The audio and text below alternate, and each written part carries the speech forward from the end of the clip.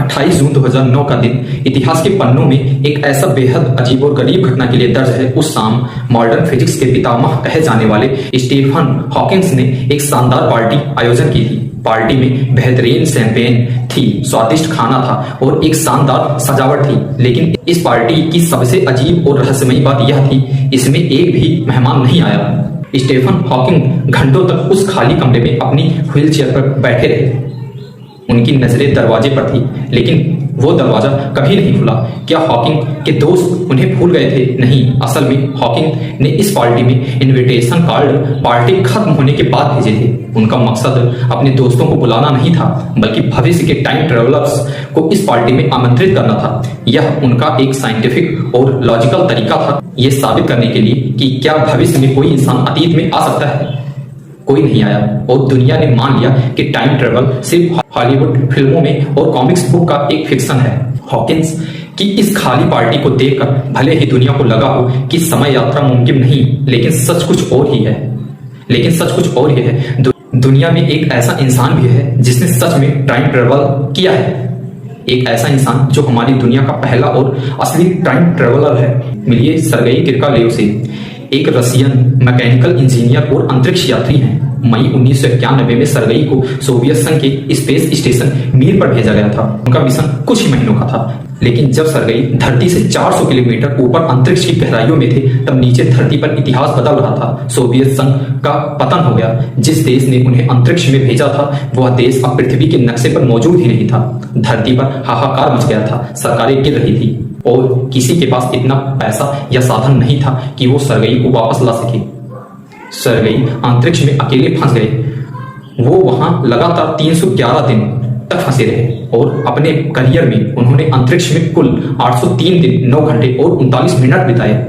पृथ्वी की चारों ओर लगभग 27,600 किलोमीटर प्रति घंटे की भयंकर रफ्तार से 803 दिनों तक चक्कर लगाने का एक अप्रत्याशित नतीजा निकला। जब सर्गेई अंततः धरती पर वापस लौटे तो फिजिक्स के नियमों ने अपना जादू दिखा दिया। अपनी इस भयानक स्पीड और पृथ्वी के गुरुत्वाकर्षण से दूरी के कारण सर्गेई दुनिया के बाकी सभी इंसानों के मुकाबले 0.02 सेकंड भविष्य में आ चुके थे। वो कोई साइंस फिक्शन कैरेक्टर नहीं है। गिनीज बुक वर्ल्ड रिकॉर्ड और दुनिया भर के वैज्ञानिक इस बात की पुष्टि करते हैं कि सर्गेई किरकोलेव अपनी उम्र के बाकी सभी इंसानों से 0.02 सेकंड जवान है। उन्होंने अपनी ही टाइमलाइन में भविष्य की ओर टाइम ट्रेवल किया है। लेकिन ये कैसे हुआ? क्या हम आम इंसान भी टाइम ट्रेवल कर सकते हैं? क्या अपनी गलतियों को सुधारना या भविष्य में जाकर कल की दुनिया को देखना सिर्फ एक सपना है या फिर मॉडर्न साइंस की एक छुपी हुई सच्चाई?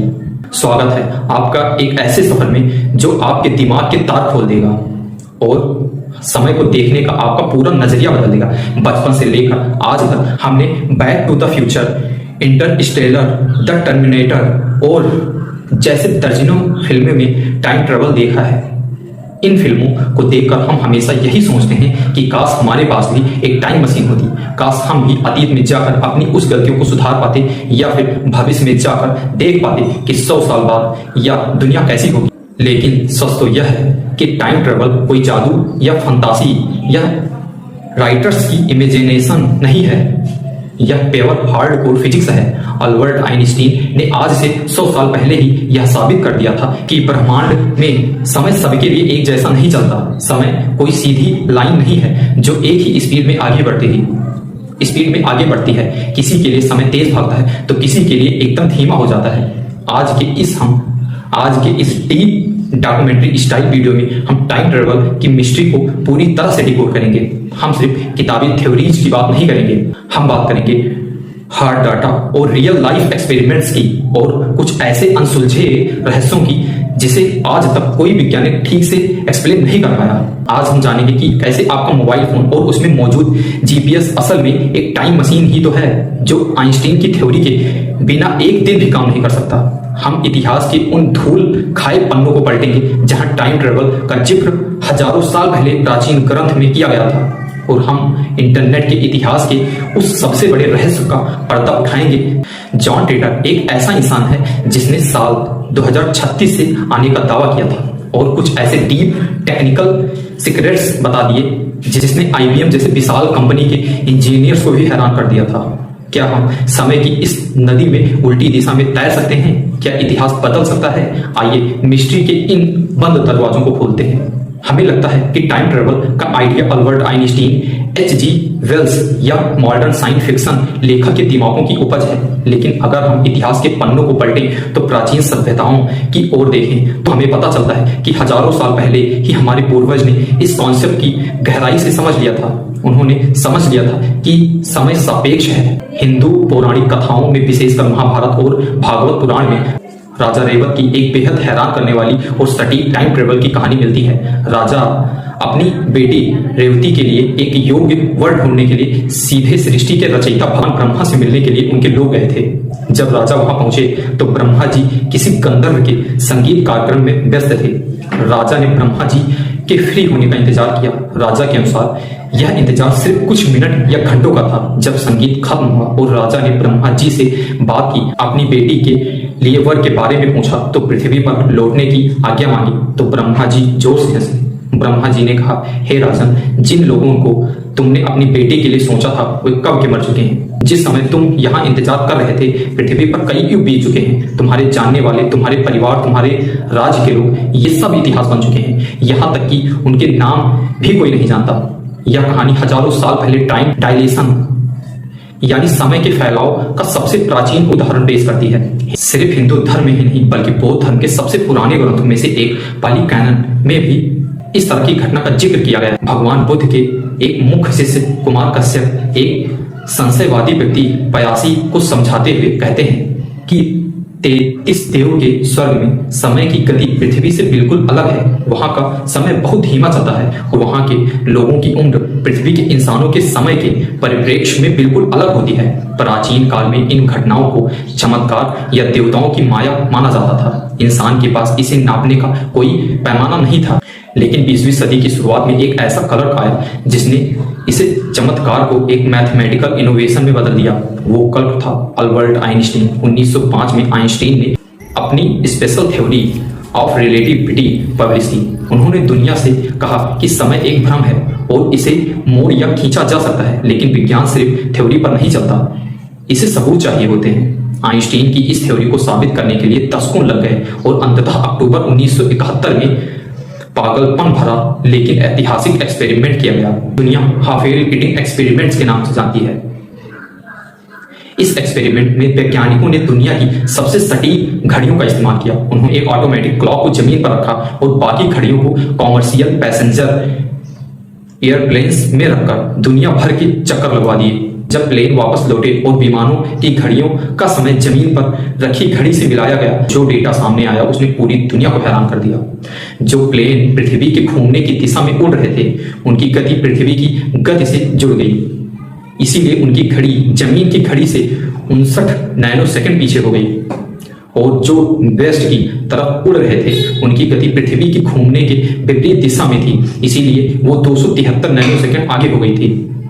आइंस्टीन सही थे। गति और गुरुत्वाकर्षण की वजह से समय सच में बदलता है। टाइम ट्रेवल अब सिर्फ किताबों का हिस्सा नहीं था, यह एक साइंटिफिक फैक्ट बन चुका था। अब आते हैं सबसे बड़े और सबसे अहम सवाल पर, यह सब काम कैसे करता है?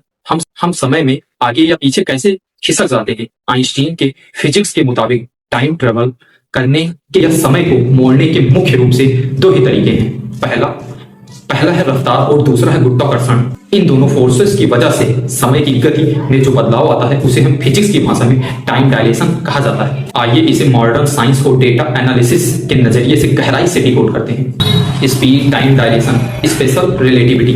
आइंस्टीन की 1905 की स्पेशल थ्योरी कहती है कि स्पेस और टाइम अलग अलग नहीं है बल्कि ये साथ जुड़ गए हैं, जिसे स्पेस टाइम कहते हैं। नियम बहुत सीधा है, आप स्पेस में जितनी तेजी से आगे बढ़ेंगे समय में आप उतने ही धीमे हो जाएंगे।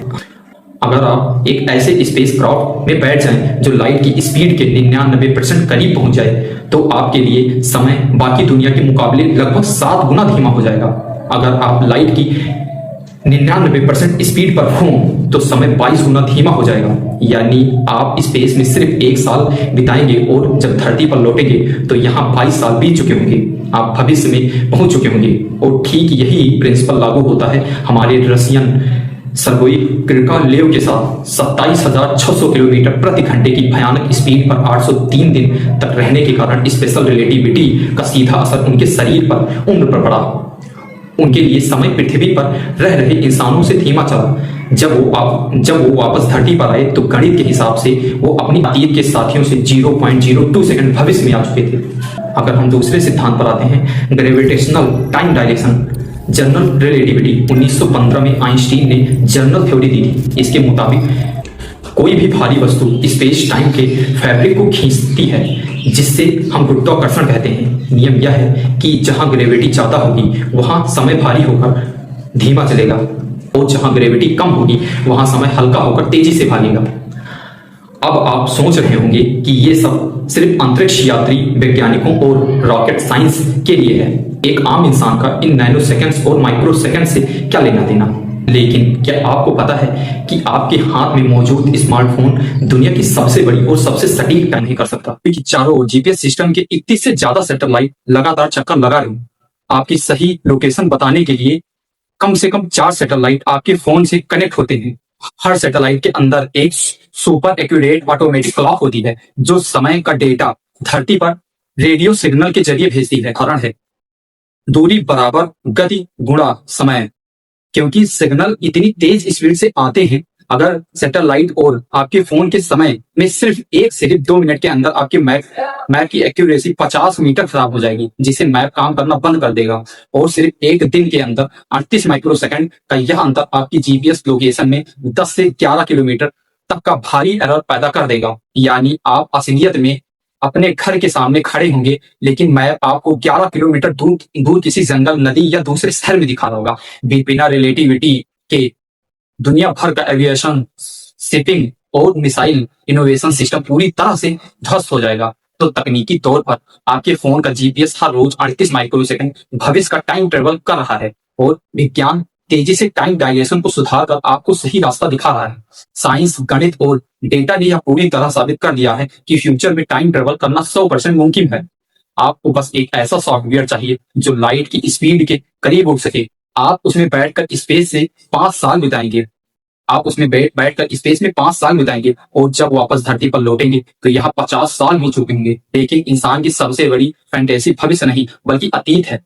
क्या हम अतीत में जा सकते हैं? क्या इतिहास को बदला जा सकता है? मॉडर्न फिजिक्स कहती है कि अतीत में जाना लगभग असंभव है, क्योंकि इसे ग्रैंडफादर पैराडॉक्स जैसी लॉजिकल समस्या पैदा हो सकती है। लेकिन यह सवाल हमें इतिहास के 2 सबसे बड़े, सबसे विवादित और खौफनाक अनसुलझे रहस्यों की तरफ ले जाते हैं। कुछ ऐसे रहस्य जिन्हें सुनकर बड़े बड़े कंप्यूटर एक्सपर्ट्स और हिस्टोरियंस भी आज तक सोच में पड़े हुए। 2000 के अंत की बात है, इंटरनेट अभी नया नया आया था, और 2015 में एक भयंकर तीसरा विश्व युद्ध हो चुका है, जिसमें आधी दुनिया खत्म हो चुकी है। आमतौर पर इंटरनेट पर लोग ऐसे दावे को अटेंशन पाने के लिए किया गया मजाक समझते हैं, लेकिन जॉन टिटर के दावे में एक ऐसा टेक्निकल और इंजीनियरिंग पहलू था जिसने टॉप लेवल कंप्यूटर साइंटिस्ट और IBM के इंजीनियर्स के पसीने छुड़ा दिए। टिटर ने कहा कि उसकी टाइम ट्रेवल मशीन का मुख्य उद्देश्य 1975 में जाना था। क्योंकि उसने साल 1975 में दुनिया का पहला पोर्टेबल कंप्यूटर IBM 51,000 वापस 2036 में अपने साथ ले जाना था। टिटर के मुताबिक 2038 में दुनिया के साथ सभी पुराने कंप्यूटर सिस्टम में एक भयंकर क्रैश आने वाला था। 2036 की तबाह हो चुकी दुनिया में इस लेगेसी कोड को फिक्स करने के लिए उन्हें IBM 51,000 कंप्यूटर की सख्त जरूरत थी। उन्हें एक ऐसा कंप्यूटर इसलिए चाहिए था क्योंकि इस मशीन में एक सीक्रेट और छिपाई गई क्षमता थी। टिटर ने फोरम पर बड़े आत्मविश्वास से बताया कि IBM 51,000 कंप्यूटर में एक ट्रांसलेट और डीबग कर सकता है। सच यह था कि IBM 51,000 में एक खास कस्टम प्रोसेस लगा था जिसे कॉलम कहा जाता है। IBM के इंजीनियर्स ने एक छोटी सी मशीन को इस तरह से डिजाइन किया था कि यह चुपचाप पीछे बैकग्राउंड में IBM के विशालकाय मेन फ्रेम कंप्यूटर्स की नकल करती थी। सबसे चौंकाने वाली बात यह थी कि IBM ने इस फीचर्स को पब्लिक और अपने कंपटीटर्स से छिपाने के लिए गुप्त रखा था। साल 2000 में आम पब्लिक को तो क्या, कई बड़े कंप्यूटर एक्सपर्ट्स को भी इस फीचर्स के बारे में जानकारी नहीं थी। लेकिन जब टिटर के दावों की जांच की गई तो बॉब डबके नामक एक असली पूर्व IBM इंजीनियर ने पब्लिकली आकर कंफर्म किया कि टिटर बिल्कुल सच बोल रहा है। IBM 51,000 में सच में वह गिफ्ट फीचर मौजूद था। सोचिए साल 2000 के इंटरनेट पर बैठे किसी रैंडम इंसान को 1975 के एक पुराने कंप्यूटर के ऐसे डीप टेक्निकल सीक्रेट कैसे पता हो सकते हैं जिसे खुद IBM ने दुनिया से छिपा कर रखा था। मार्च 2001 में जॉन टेटर ने अपना आखिरी पोस्ट किया जिसमें उसने लिखा, शायद मुझे आपको एक सीक्रेट बता देना चाहिए, भविष्य में कोई भी आपको पसंद नहीं करता है। इसके बाद वह इंटरनेट से हमेशा के लिए गायब हो गया। कई इन्वेस्टिगेटर मानते हैं कि यह एक बहुत ही बड़ा मास्टरमाइंड धोखा था, लेकिन आज 2 दशक बाद भी इस केस को इंटरनेट के इतिहास का सबसे रहस्यमयी और technically accurate time travel claim माना जाता है। अब हम बात करेंगे ऐसी मशीन की जो कथित रूप से आपको आपके शरीर के साथ टाइम ट्रेवल नहीं कराती, बल्कि आपको टाइम से देखने की खौफनाक ताकत देती है। सोचिए एक ऐसी स्क्रीन जिस पर आप टीवी की तरह कोई भी चैनल लगा सकें, लेकिन वो चैनल पास्ट की भी घटना को लाइव दिखा रहा हो। इस मशीन का नाम था क्रोनोवाइजर। यह कहानी 1960 के दशक में इटली से शुरू होती है। इटालियन फादर पेलेग्रिनो एटर्नी कोई साधारण पादरी नहीं थे, वह एक क्वांटम फिजिक्स प्राचीन भाषा ज्ञाता थे। फादर ने दुनिया के सामने दावा किया कि उन्होंने एक ऐसी मशीन का आविष्कार किया है जो अतीत के इलेक्ट्रोमैग्नेटिक रेडिएशन और साउंड वेव्स को डिकोड करके उन्हें 3D होलोग्राम और आवाजों में वापस बदल सकती है।